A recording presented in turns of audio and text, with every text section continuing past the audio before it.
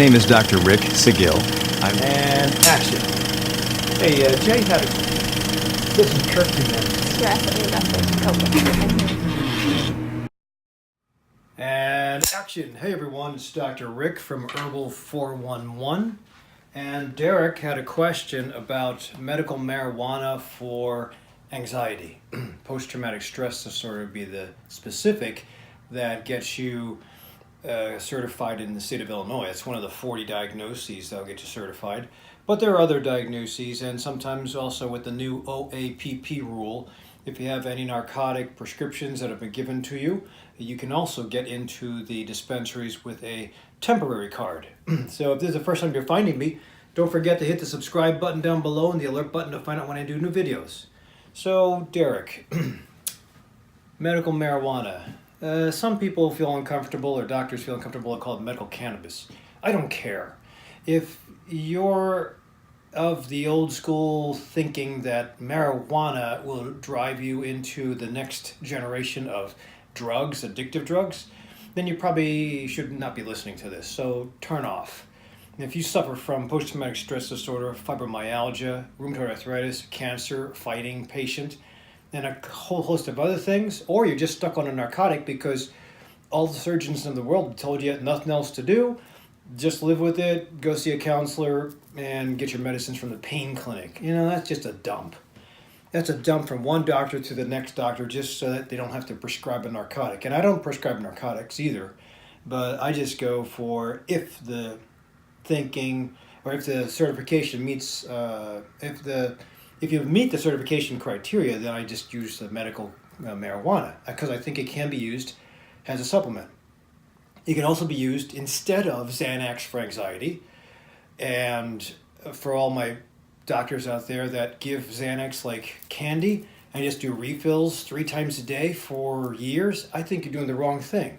There's a lot of side effects with Xanax. It's addictive behaviorally, and it really screws up REM sleep. So I think it just compounds the situation because Xanax is fast acting but fast off.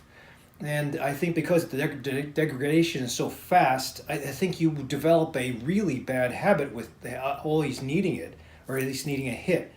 And it gives you a sense of calm for a short amount of time, very quickly, but it also doesn't really change the overall root cause. Same thing with medical marijuana. I think if it cools you down with little side effect, then that's good, but it also will set you up, hopefully, if you get dialed in, for getting to that counselor to help desensitize against whatever you have an anxiety or anxious reaction to, or develop a mindful practice. So by all means, this is important to do as an alternative. And what we're going to talk about today is how to use medical marijuana, as I see the incense smoke blowing in front of me, how to use medical marijuana as a supplement to calm down your imbalance. With anxiousness, it's called vata imbalance in Ayurveda. Sometimes I think it's called Xiao-Yang imbalance in Chinese medicine. But the idea is that if there's an imbalance, you want to support the imbalance, soften it up, and then take care of the root cause. So the root cause could be deep. I mean, it could be from having a divorce, getting bullied when you were a kid, having suffered or gone through a war. And so all these things are important. There's many other things, but having experienced something like that, I have a patient, Ed, who I'm going to be doing the Shamrock Shuffle with this Sunday, and he was riding his motorcycle. Some idiot hit and run him downtown Chicago, guillotined off one leg, crushed the other leg. It's now 1.5 years. The dude is just doing great, and it's just so empowering. That's why I'm going to be pushing him through the Shamrock Shuffle this Sunday. But I think part of that just shows that you have a demeanor that will beat all odds. The other, if it's somebody else, I think that's where medical marijuana will come in handy. So what we're going to try to do is try to figure out how to use it. So I had somebody just come in a long time ago, said that they were coming in for a physical, but they used medical marijuana. They're using it for anxiety, PTSD, and yet when I heard that they were using it 6 times a day, I thought, why are we using it 6 times a day? That means they're getting fast hits. That's almost the same problem as the Xanax thing. You're getting fast hits just to take care of the effects of a an anxiety or panic attack occurring. The idea with any disease process is you get ahead of it. So if I expect 6 attacks of anxiety the next day because I'm doing something, I would try to get some form of combination CBD THC in me before that tough day. So the idea would be if, and you can't do that, you can't be doing a THC to a level where it calms the brain, but it also causes dizziness, memory problems, or laziness, fatigue. That's when it's side effects. You don't want to use the medical marijuana to calm down your anxiety, but that have a lot of side effects. So there's a way to balance it. And here's my usual suggestion is you try to get, so let me just shut this off before I set the alarm off. This reminds me, this kind of stuff, I mean, this is incense.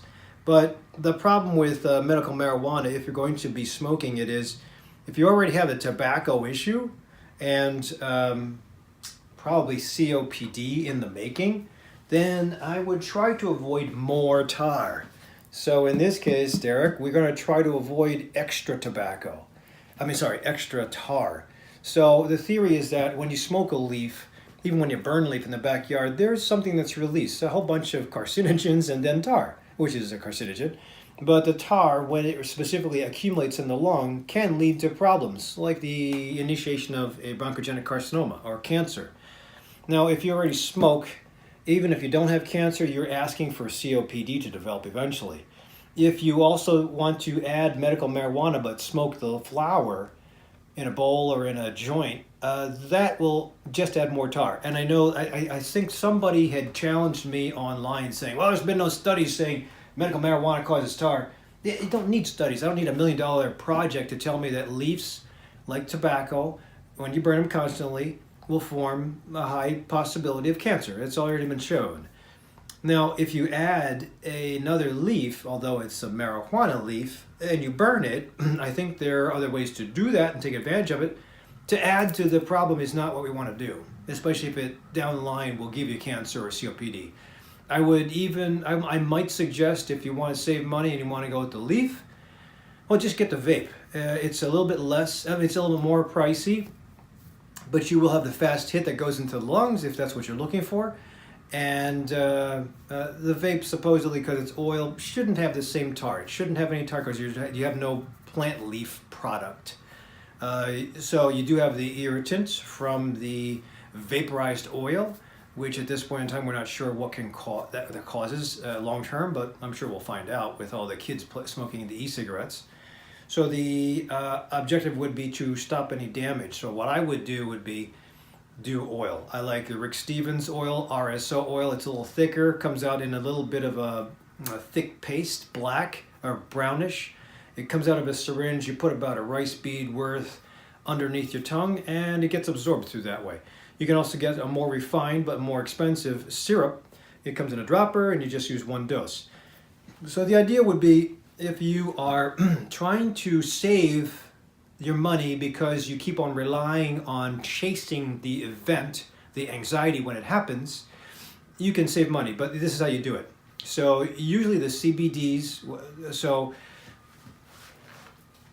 this is Pharmacanis. Pharmacanis has a breakdown, this is one of the handouts, but on their website they have a breakdown of the THC and CBD. So THC down here is CBD in the product. They actually have on the website a price too, which is kind of cool. They also have whether it's indica or sativa or vape or oil or topical, which is nice. I think all dispensaries should have that. I've never seen prices before, but Verilife, Pharmacanis, they do have it now, which is cool because you can go shopping ahead of time. There's nothing like going to a grocery hungry. When you go to a grocery hungry, you'll buy everything that the brain makes you see before your eyes, which is usually going to be high carb. If you watch the Fast and Furious and you go with a blank check to a parking lot, a car dealership, you're going to probably buy a very inconvenient car that's super fast. Not good for Sunday travel, not good for the family, not good for hauling. It just looks fast. So I would always say, if you're going into a dispensary and you have pain, guess what? You're going to probably be talked into buying stuff that's good for pain, except there's a lot of stuff. So my suggestion is you research first. You look at the menu and you know what you're going to go in with. I'm conservative, so if I was going to do the anxiety thing, I would try to, and here's the spoiler, I would try to get CBD. Usually CBD, which is the first part of the ratio, it's usually a ratio of CBD to THC.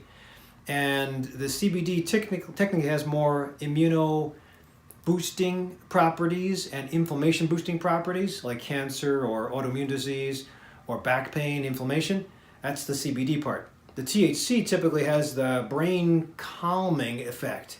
So if you want, you can never get them separated. There's always going to be their cousin right next to it, because they're both a byproduct. They're both in the leaf as you start. They'll be in the leaf as you refine it and process it. So, but there are different things that have a high amount of CBD, a low amount of THC, equal amounts of THC and CBD, and then a low amount of CBD but a high amount of THC. So for rescue, you want something that's fast, you want THC. But if you have CBD in your system from the day before, because you did it 3 times a day without getting dizzy, having memory problems, or being fatigued, and it's just calming the day down, if you're that bad, well, actually what happens is the THC, if you did the CBD 3 times a day, breakfast, lunch, and dinner, this THC that you're going to do fast acting later on in the night will not have to be as much, because you've had this load of CBD/tiny THC in your bloodstream. And the CBD is useful for other things too. You can have a sense of euphoria with the CBD. I think because the CBD is more inflammation controlling, and most of my guys with anxiety have inflammation, whether it's a gut or a muscle trigger point of some sort, I think it will set you up. And I think typically the CBD preparations are usually a little cheaper, because everybody wants THC all the time, but there'll probably come a time when the CBD becomes real expensive. So this is what I would do, again, to keep you functioning in work, to not have any problems with dizziness, memory problems, or lightheadedness and fatigue. I would do CBD dominant stuff 3 times a day, maybe a sativa, that's one species of medical marijuana that's not so sedating, or a hybrid of some sort, but CBD dominant, as little THC as possible. Like if you wanted to go for a ratio, 500 to 100 or 10 to 1, something like that, where you just have an overwhelming amount of CBD. Now you have to try it out, because if it's your first time, even that kind of ratio can make you sleepy, so you have to test it out, maybe on the weekend when you're not driving. And then if you can find one that you like at the dispensary, try it 3 times a day, starting on Friday, Saturday, Sunday, into the whole week. As long as you're not dizzy, having any memory problems, or falling asleep, try for the whole week and see how you do that whole week. I bet you, without any other changes that week, no changes in your food, no changes in your exercise, no changes in your therapy, no changes in sleep, keep everything else stable. Not even changes in your medicines or your other supplements.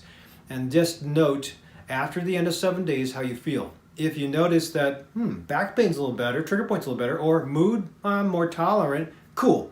That means as long as you didn't have dizziness, memory problems, or falling asleep, that level of CBD is good for you.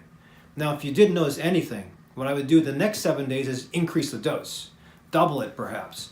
Again, doing it on Friday, Saturday, and Sunday when you don't have to be driving, just to make sure you don't have any of those problems with dizziness, memory problems, or fatigue and falling asleep.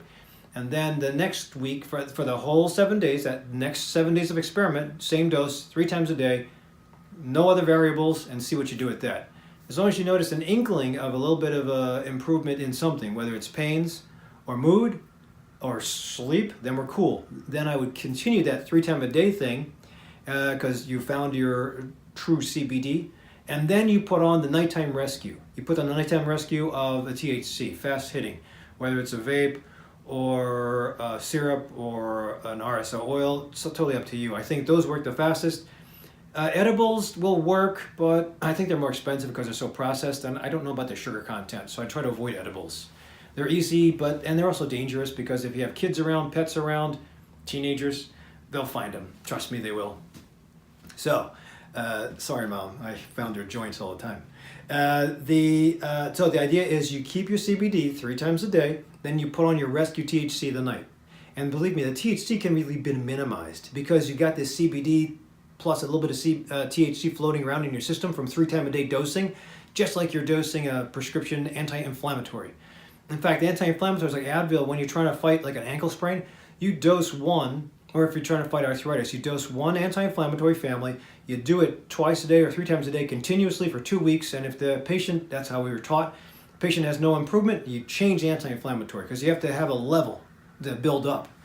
So 3 times a day on the CBD dominant stuff, a nighttime dose once you find this formula and dial it in, a nighttime dose to see how that works every night for about 7 more nights. No other changes in variables. If you notice that the night is beautiful, then there's no dizziness, memory problems, or falling asleep at the wheel, fatigue problems in the days following with the 3 times a day CBD, then you are dialed in. You can always, if you have anxiety all day long, you might want to go with a higher amount of THC for the day, or you might want to keep a rescue THC around in the vape or oil form. I think smoking the leaf or the flower is going to let everybody feel comfortable about you, and you will smell like that, no matter what you think. You might smell yourself and say, I smell fine. Other people will smell it, and it might cause some concern at the workplace. So other people might not agree with it. They might say they have allergies, which I've never heard before, but I would try to keep it discreet. So, and you have to be careful about the policies at work, because if you have to drop test urine, it'll be positive. It could be a hard argument. So we have to honor the rules, but at the same time, you have to treat your medical disease. So that should do it. Again, even if you did your 3 times a day and you maintain 3 times a day like you're doing a vitamin at 3 times a day for the rest of your life, as long as it's affordable, cool. As long as you don't have dizziness, memory problems, or falling asleep at the wheel, fatigue, then we're cool. Eventually, you are supposed to get into therapy. I think cognitive behavioral therapy is probably the treatment of choice. Exercise would help as well. Getting outside would help. Staying away from people that are also anxious would probably help. These are all things in Ayurvedic medicine called vata imbalance. And there's a certain amount of food that you're supposed to eat, certain types of food you're supposed to eat, certain people you're supposed to avoid, certain exercises that you can participate in, certain ones that you're not supposed to be participating in. So there's a whole lifestyle of taking care of this. But most important in America, you have to get a counselor to teach you these desensitizing techniques, calming techniques, learn about meditation. I think a lot of my patients poo-poo going to the counselor or psychologist. That's the first thing I hear is when I say, well, wait a minute, do you have a counselor that can help you? Oh, I'm not crazy. It's not a matter of being crazy. It's a matter of picking the brain of an expert instead of you trying to experiment. Just like what you're watching now. You can experiment all you want with what you think is proper use of medical marijuana or medical cannabis. I can save you a ton of money and speed by just telling you what has worked for the thousands that we've taken care of before. Same thing with a counselor. If we have somebody got their a doctorate in psychology and other things, why not pick their brain? But don't just do it yourself thinking that you can go out for a walk and say, nature therapy, I'm good. Well, you got to be doing something twice a day. It's just as important for anxiety to have mind reinforcement twice a day as it is for muscle and heart to have exercise reinforcement 3 to 5 days a week. So don't forget about the counseling part. Once you get the medical marijuana dialed in, once the counseling's dialed in, you might not need the medical marijuana. And if you're going to be smoking, because smoking usually calms a bit. I used to smoke Marlboro Blue Labels in the Philippines, no filter. And there is something to the drag, there is something to the little high you get from the nicotine or the assortment of carcinogens that the Philip Morris company puts into their cigarettes. So don't get rid of it just yet, because that'll be a variable that makes it unpredictable on how while you're going to shop and dial yourself in, how you might respond. So take care of it later. Eventually you're going to get bitten in the butt because COPD is just so difficult to deal with, and it's a game changer. And then you can be put on the lung transplant list, and that's a whole agony in itself. So try to get yourself off. Try to use the medical marijuana as medicine. Seek out therapy. And DrRic, hopefully this gives you a little bit of an idea about how to use this stuff. Maybe save some money.